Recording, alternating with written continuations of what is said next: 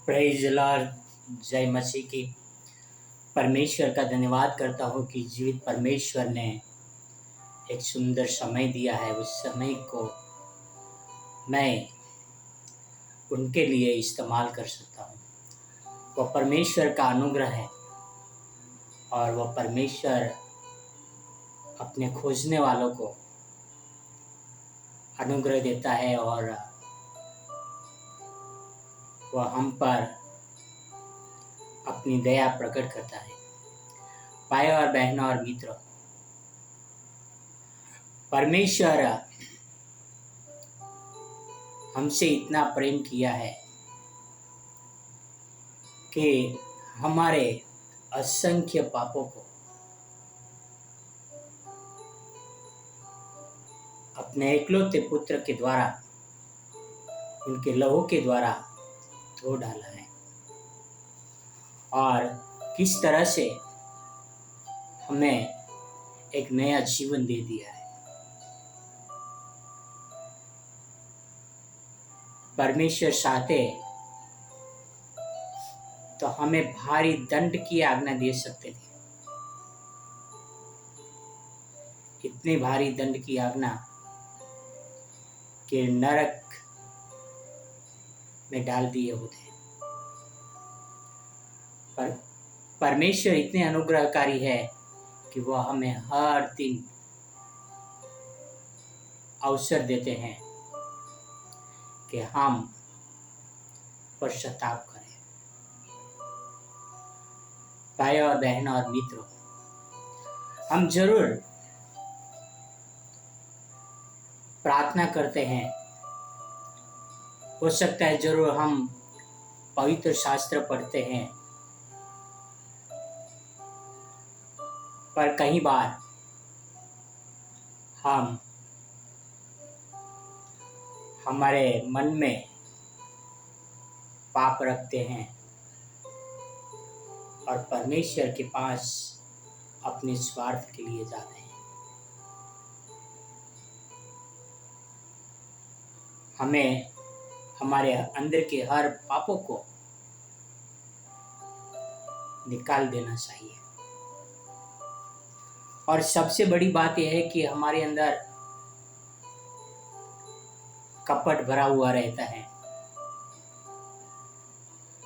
कई बार हम किसी को माफी नहीं देते हैं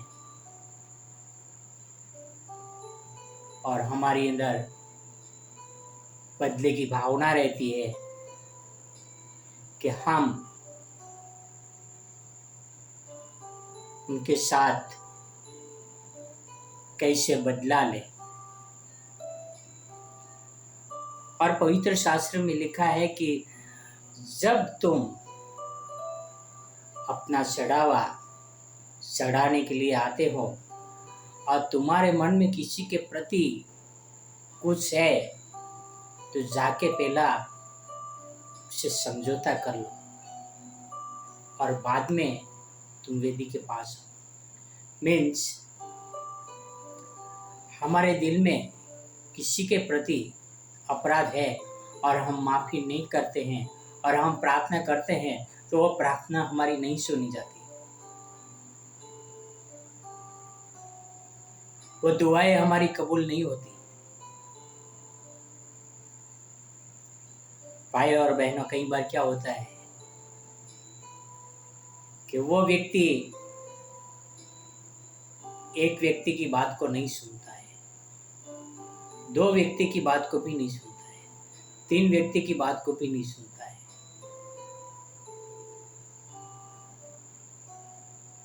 और वो कई बार अपनी मनमानी करते हैं, जो माफी नहीं देते हैं। तो ऐसे को हमें छोड़ देना चाहिए। पर हो सकता है कि हमारी सुनने के लिए वो तैयार है, तो ऐसे भाई को हमें जाके बात करना चाहिए। और पवित्र शास्त्र क्या कहते हैं उसके बारे में हम पढ़ेंगे। पहले मत्ती 5 में 23 और 24, मैथ्यू 5 वर्स 23 एंड 24। इसलिए यदि तू अपनी भेंट वेदी पर लाए और वहां तो स्मरण करे कि मेरे भाई के मन में मेरे से कुछ विरोध है, तो अपनी भेंट वही वेदी के सामने छोड़ दे और जाकर पहले अपने भाई से मेल मिलाप कर और तब आकर अपनी भेंट चढ़ा। यदि तुमको पता चलता है कि तुम्हारे भाई को तुम्हारे प्रति कुछ दिल में है, तो जाके पहले उससे बात करो। यदि तुम्हें पता भी है कि मेरे भाई को मेरे विरुद्ध में साजिश रची है, मेरी बहन ने मेरे विरुद्ध में साजिश रची है, मेरे रिश्तेदार ने मेरे विरुद्ध में साजिश रची है, जाओ पहले उससे बात करो। यदि आपके मन में किसी के प्रति है तो जाओ और उससे बात करो।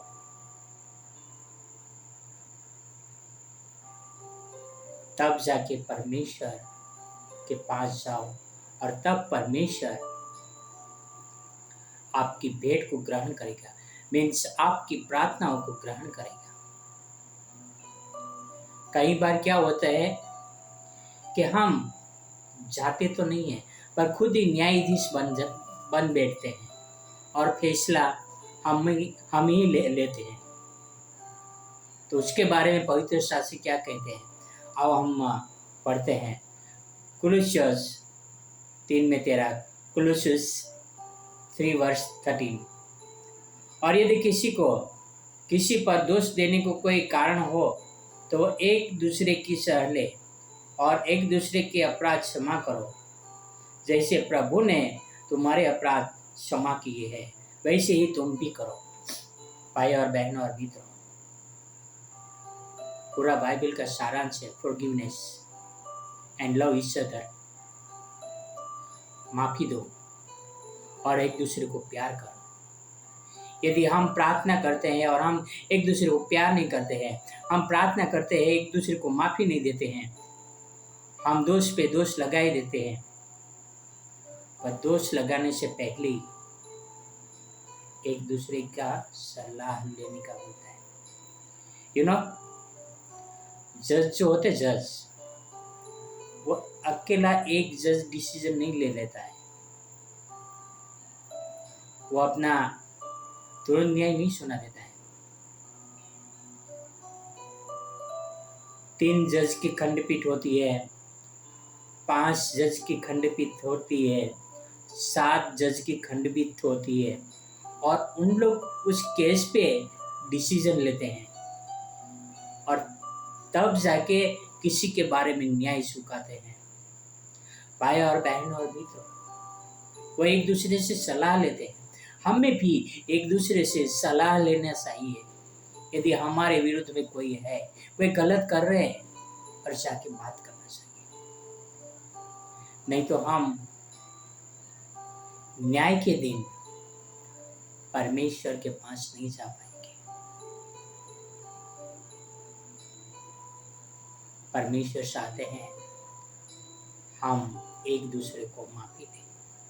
परमेश्वर चाहते हैं हम एक दूसरे को प्यार करें, जैसे यीशु मसीह ने किया। यीशु मसीह स्वर्ग छोड़कर पृथ्वी पर आए हमारे अपराधों को क्षमा करने के लिए। वो जानते थे कि हम अपराधों में डूबे हुए थे। उसने हमारा न्याय नहीं चुकाया, वो हमें दंड नहीं दिया। हम कई बार दंड दे देते हैं और हम दंड देने वाले न बने, पर प्यार करने वाले बने। जैसे यीशु मसीह ने हमसे प्यार किया, वैसे ही हम एक दूसरे को प्यार करें। हम किसी के ऊपर दोष मत लगाएं। God bless you. Have a wonderful day.